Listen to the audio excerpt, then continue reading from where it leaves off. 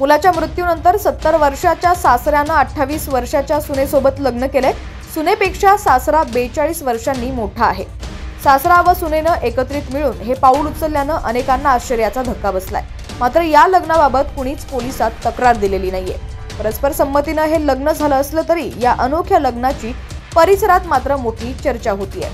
गोरखपूरमधील एका गावात वयाच्या 17व्या वर्षी सासऱ्यानं आपल्या सुनेशी लग्न केलंय। 70 वर्षीय सासरा आपल्या 28 वर्षाच्या सुनेच्या प्रेमात पडला।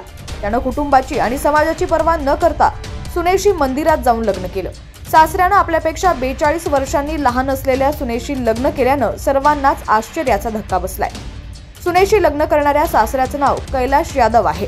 कैलाश यादव हे पोलीस स्टेशनचे चौकीदार आहेत।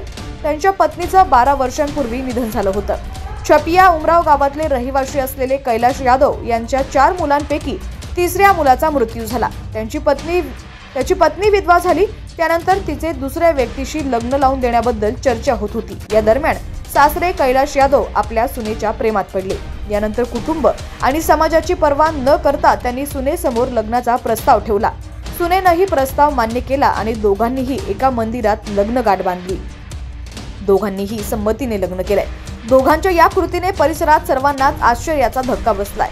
दोघांचे फोटो आता सोशल मीडियावरती व्हायरल होत आहेत।